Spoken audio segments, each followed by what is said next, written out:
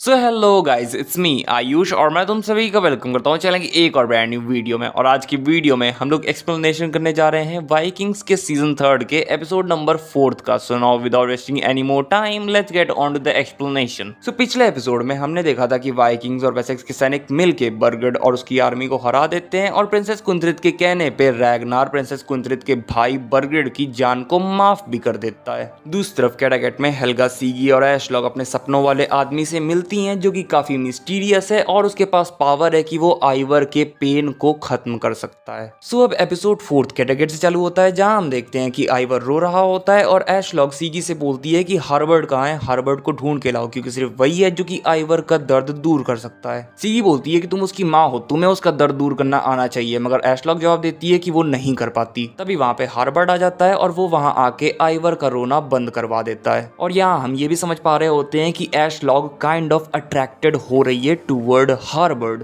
इसके बाद हार्बर्ड वहां से जाने लगता है तो सीगी उससे पूछती है कि आखिरकार तुम कौन हो, मगर हार्बर्ड उसके किसी भी सवाल का जवाब नहीं देता और वहां से चला जाता है। इसके बाद सीन शिफ्ट होता है, हम देखते हैं सारे वाइकिंग्स, सारे वेसेक्स के सोल्जर्स और प्रिंसेस कुंथ्रित और उनका भाई बर्गड अपने टेंट के पास आ जाते हैं। बियॉर्न थोरोन को रेस्ट करने के लिए उसे उसके टेंट पे लिटाड़ता है और हम देखते हैं कि थोरोन के फेस पे काफी ज्यादा चोटें आई होती हैं। इसके बाद हम देखते हैं कि फ्लॉकी और रोलो साथ में बैठे होते हैं कि तभी वहां पे एथलवुल्फ आ जाता है और उनके पास आके बोलता है कि अब से हम लोग फ्रेंड्स हैं क्योंकि हम लोग साथ में फाइट कर रहे हैं, साथ में जीत रहे हैं, तो ऑब्वियसली हम लोग फ्रेंड्स हैं। और रोलो भी जवाब देता है कि हाँ हम फ्रेंड्स हैं, मगर फ्लॉकी खुश नहीं होता जो देख के एथलवुल्फ वहां से चला जाता है। एथलवुल्फ के जाने के बाद फ्लॉकी गुस्से में रोलो से बोलने लगता है कि तुम एक धोखेबाज हो, तुम खुद के गॉड्स में बिलीव नहीं रखते हो, तुम खुद के गॉड्स को धोखा दे रहे हो। मगर रोलो फ्लॉकी को समझाने की कोशिश करता है कि अरे नहीं, ऐसी कोई बात नहीं है, और ऊपर से हम लोग हमेशा के लिए पूरी दुनिया से नहीं लड़ते फिर सकते। अगर हमें फ्यूचर में आगे बढ़ना है तो हमें अलायंसेस बनाने ही पड़ेंगे। इसके बाद प्रिंसेस कुंथ्रित रैगनार के पास आती हैं जहां रैगनार प्रिंसेस कुंथ्रित को बताता है कि उनका भाई बर्गड वीक है और वो कभी ना कभी तो प्रिंसेस कुंथ्रित के डाउनफॉल का कारण बनेगा। प्रिंसेस कुंथ्रित इस बात को एक्सेप्ट करती हैं एंड फिर रैगनार से पूछती हैं कि आखिर वो किंग एग्बर्ट के बारे में क्या सोचता है, क्योंकि किंग एग्बर्ट ने आज तक सिर्फ अपने बारे में सोचा है और वो बस बहुत सारी पावर चाहता है, जिसकी वजह से उसने मेरी मदद करी है मर्सिया को टेक ओवर करने में, ताकि वो मेरे ऊपर कंट्रोल करके पूरे मर्सिया के ऊपर कंट्रोल कर सके। जिसका रैगनार जवाब देता है कि उसने उनकी इस लड़ाई में मदद किंग एग्बर्ट के लिए नहीं बल्कि अपने खुद के लोगों के फ्यूचर और प्रिंसेस कुंथ्रित के लिए की है, जो सुन के प्रिंसेस कुंथ्रित खुश हो जाती हैं। इसके बाद सीन शिफ्ट होकर कैटागेट की तरफ जाता है जहां एशलॉग अपने बच्चों को छोड़कर हार्बर्ड से मिलने जा रही होती है तो सीगी उसे रोकती है और उससे बोलती है कि रैगनार कैटागेट को तुम्हारे भरोसे छोड़ के गया है, तुम्हें अपनी क्वीन वाली रिस्पॉन्सिबिलिटीज को निभाना होगा। मगर फिर भी एशलॉग नहीं मानती और वो वहां से चली जाती है। और यहाँ हमें मालूम पड़ता है कि एशलॉग आजकल बार बार हार्बर्ड के साथ बाहर घूमने जा रही है। इसके बाद हार्बर्ड और एशलॉग टहल रहे होते हैं और टहलते टहलते हार्बर्ड एशलॉग को अपने ट्रैवल और एडवेंचर्स के बारे में बता रहा होता है। वो बताता है कि एक बार उसे एक आइलैंड पे स्मगल कर दिया गया था जहां की क्वीन के साथ उसका एक बच्चा हुआ था नेम्ड ओलाफ, जो कि अभी ग्रैंड ड्यूक ऑफ कीव बन चुका है। इसके बाद एशलॉग हार्बर्ड को आइवर का पेन दूर करने के लिए थैंक यू कहती है और हार्बर्ड बोलता है कि वो हर किसी जीव की मदद करेगा जो कि दर्द में होगा। इसके बाद वो एशलॉग से बोलता है कि रैगनार के बाहर जाने की वजह से तुम भी काफी ज्यादा दर्द में हो, क्योंकि अब तुम्हें ऐसा लगता है कि रैगनार तुमसे प्यार नहीं करता है। एशलॉग बोलती है कि ये क्या बकवास कर रहे हो और हार्बर्ड बोलता है कि नहीं, मैं जानता हूँ तुम्हारी मन की सारी बातें। इसके बाद वो एशलॉग को एक घर में ले जाता है जहां वो एशलॉग को सेड्यूस करके उसके साथ सेक्स करता है। यस, मैं भी इस सीन को देख के यही सोच रहा था कि आखिरकार एशलॉग ऐसा कर तो कर कैसे सकती है, मगर बात यहाँ पे ये है कि ये जो हार्बर्ड बंदा है ये काफी मिस्टीरियस है। शायद ये कोई मैजिशियन वगैरह है जिसकी वजह से ये एशलॉग से ये सब करवा पा रहा है। इसके बाद सीन शिफ्ट होता है, हम देखते हैं वाइकिंग्स, वेसेक्स के सारे सोल्जर्स और प्रिंसेस कुंथ्रित और उनका भाई बर्गड वापस किंग एग्बर्ट के पास जा रहे होते हैं। बर्गड थोड़ा सा परेशान होता है कि कहीं किंग एग्बर्ट उसे जान से तो नहीं मार डालेंगे, मगर प्रिंसेस कुंथ्रित उसे समझाती हैं कि नहीं, किंग एग्बर्ट ऐसा कुछ नहीं करेंगे, क्योंकि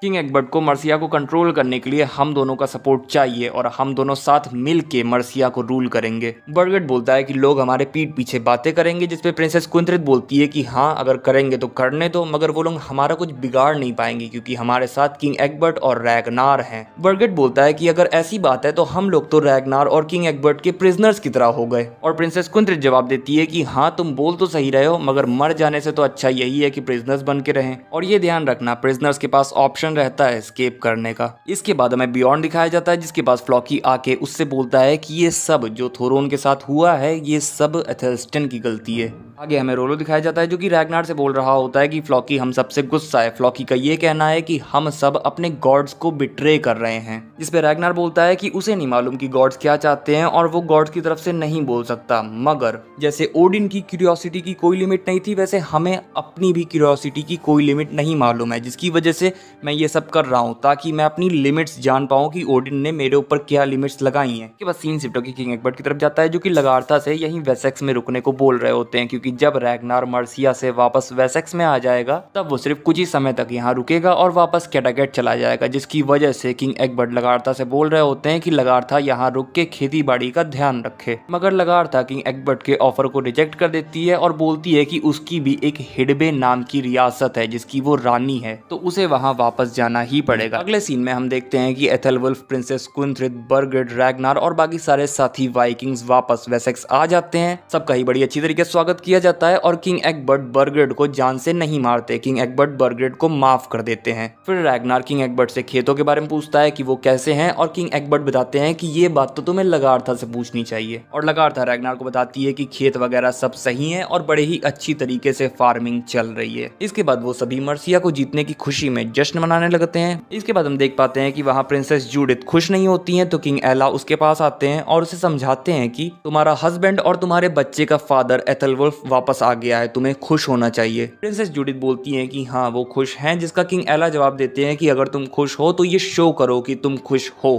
किंग एग्बर्ट के साथ हमारे रिलेशनशिप कितने अच्छे होंगे और हमारी ताकत कितनी ज्यादा बढ़ेगी ये तुम्हारे ऊपर ही डिपेंड करता है। इसके बाद सीन शिफ्ट होकर बियॉर्न की तरफ जाता है जो कि थोरोन के पास आता है। थोरोन उससे बोलती है कि अब मेरा चेहरा जब इतना खराब हो चुका है अब तो तुम मुझसे शादी करोगे नहीं, जिसपे बियॉर्न बोलता है कि नहीं ऐसी कोई बात नहीं है, मैं तुमसे शादी जरूर करूंगा। इसके बाद सीन शिफ्ट होकर कैल्फ के ऊपर जाता है जिसके पास आइनार आके उससे बोलता है कि जब लगार्था वेसेक्स से वापस आ जाएगी तब वो अपने साथ अपने सोल्जर्स को भी लाएगी जो कि उससे पूरे लॉयल होंगे, तो तब हम क्या करेंगे। जिसका काल्फ जवाब देता है कि चिंता मत करो, मैंने ऑलरेडी इस चीज के बारे में सोच रखा है। कुछ लोग हैं जो कि रैगनार और लगार्था को हराने में हमारी मदद करेंगे और वो बस कुछ ही समय में यहाँ पे आते होंगे। इसके बाद सीन शिफ्ट होकर कैटागेट के ऊपर जाता है जहाँ आइवर रोने लगता है, तो सीगी उसे शांत कराने के लिए उसके पास जाती है और इतने में ही ऊबे और हेवित्सर्क वहां से बाहर चले जाते हैं। इसके बाद जब सीगी वापस आती है तब उसे लगने लगता है कि कुछ बुरा होने वाला है, तो वो ऊबे और हेवित्सर्क के पीछे जाती है और ऊबे और हेवित्सर्क बर्फ में जमी हुई लेक के ऊपर चल रहे होते हैं। सीगी उन्हें वहां ना जाने के लिए और वहां से वापस आने के लिए बोल रही होती है, मगर वो दोनों उसकी बात नहीं मानते और आगे चलते रहते हैं, जिसकी वजह से आगे जाके बर्फ टूट जाती है और वो दोनों पानी के अंदर गिर जाते हैं। सीगी उन दोनों को पानी में से बाहर निकालने के लिए पानी में कूदती है और जब वो ऊबे को बाहर निकाल लेती है तब उसे वहां अपनी बेटी का हेलुसिनेशन होने लगता है। इसके बाद जब वो ऊबे को बाहर निकाल लाती है तब हम लोगों को देखने को मिलता है कि ये तो एक्चुअल में हार्बर्ड है, जो कि उन दोनों बच्चों को तो अपने पास सही से रख लेता है मगर सीगी को पानी से बाहर नहीं निकालता और सीगी ऐसे ही पानी में डूब के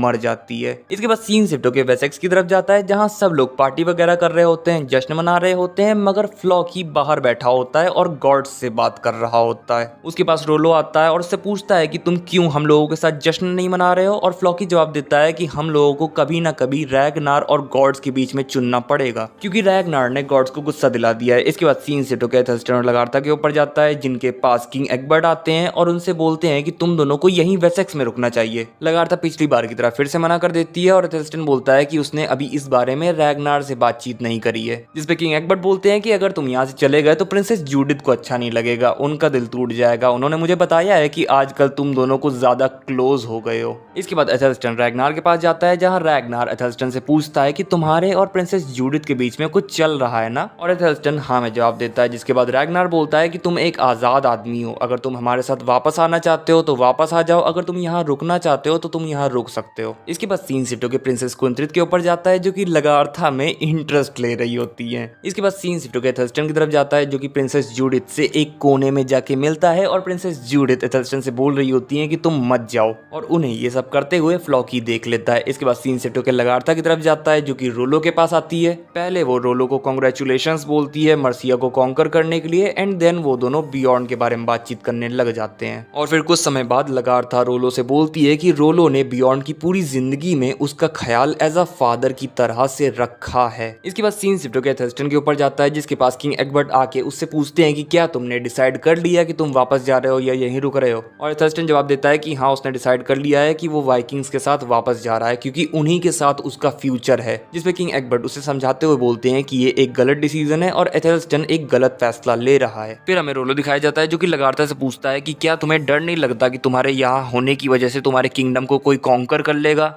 और लगार्था बोलती है कि नहीं, मुझे डर नहीं लगता क्योंकि मेरे पास कुछ लॉयल सबॉर्डिनेट्स हैं जो कि मेरी गैर हाजिरी में मेरे किंगडम का ख्याल रखते हैं। इसके बाद सीन सिटो के कैल्फ के ऊपर जाता है जिसके पास किंग हॉरिक का बेटा, जिसे कि रैग्नार ने छोड़ दिया था, नहीं मारा था, एयरलैंडर आ जाता है। और यही वो बंदा है जिसकी कैल्फ बात कर रहा था जो कि इनकी हेल्प करेगा लगार्था और रैग्नार को डिफीट करने में। साथ ही साथ एयरलैंडर ने जालबॉर्ग की बीवी से शादी कर ली है जिसे कि ऑल्सो रैग्नार ने छोड़ दिया था। और अगर तुम लोगों को याद होगा तो सीजन 2 में जालबॉर्ग की बीवी प्रेग्नेंट थी, तो अब जालबॉर्ग की बीवी ने जालबॉर्ग के लड़के को जन्म दे दिया है जो कि जालबॉर्ग की गद्दी का उत्तराधिकारी है। और अब ये तीनों मिलकर रैग्नार और लगार्था के ऊपर अटैक करेंगे। इसके बाद सीन शिफ्ट होकर रैग्नार और किंग एग्बर्ट की तरफ जाता है जहां वो दोनों आपस में बातचीत कर रहे होते हैं कि वो दोनों एक दूसरे को बड़े ही अच्छी तरीके से समझते हैं और इसी वजह से वो दोनों एक दूसरे के एलाय हैं और हमेशा के लिए एलाइज रहेंगे। इसके बाद सीन शिफ्ट होता है और हम देखते हैं कि प्रिंसेस क्विंथ्रिथ अपने भाई बर्गेड से बोल रही होती है कि वो अपने भाई बर्गेड को माफ करती है उन सारे कामों के लिए जो कि उसके भाई ने उनके साथ करे थे। और अब वो दोनों अपने सारे गिले शिकवे मिटा के साथ में मर्सिया को रूल करेंगे। फिर प्रिंसेस क्विंथ्रिथ अपने भाई बर्गेड को दारू पीने को देती है और जैसे ही बर्गेड दारू पी लेता है वैसे ही उसकी बॉडी के साथ कुछ अजीब होने लगता है, उसके मुंह से खून निकलने लगता है और वो मर जाता है। और यहाँ हमें मालूम पड़ता है कि प्रिंसेस क्विंथ्रिथ ने अपने भाई की जान की भीख रैग्नार से इसलिए मांगी थी ताकि वो खुद अपने भाई का मर्डर कर सके, उसकी जान ले सके। इसके बाद प्रिंसेस क्विंथ्रिथ वहां सबसे बोलती हैं कि अब वो है मर्सिया की एक लौती रूलर और सब लोग हाँ बोल देते हैं। इसके बाद सीन शिफ्ट होता है, हम देखते हैं हार्बर्ड एशलॉक के पास आता है मगर वो इस बार अपने बच्चों को उसे छूने नहीं देती। वो बताता है कि अब से आइवर को ऐसा दर्द फिर से कभी नहीं होगा क्योंकि उसने आइवर का दर्द अपने ऊपर ले लिया है। और वो ये भी बताता है कि अब सीगी वेलहेला में अपने पूरे परिवार के साथ है और वो वहां पे खुश है। फिर वो जाने लगता है तो एशलॉक उससे पूछती है कि आखिरकार वो है तो है कौन, जिसपे हार्बर्ड जवाब देता है कि मैं तो बस एक वॉन्डरर हूँ। इसके बाद वो वहां से चला जाता है। हेल्गा उसके पीछे आती है और वो देखती है कि वो जाते जाते आगे जाके गायब हो जाता है और इसी के साथ ये एपिसोड यहीं पर खत्म हो जाता है। सो गाइस बस यही था वीडियो। अगर वीडियो अच्छा लगा हो तो लाइक कर देना, चैनल पे नए आए हो तो सब्सक्राइब करके बेल आइकन दबा देना। मैं मिलूंगा तुम लोगों से नेक्स्ट वीडियो में, तब तक के लिए बाय बाय टाटा।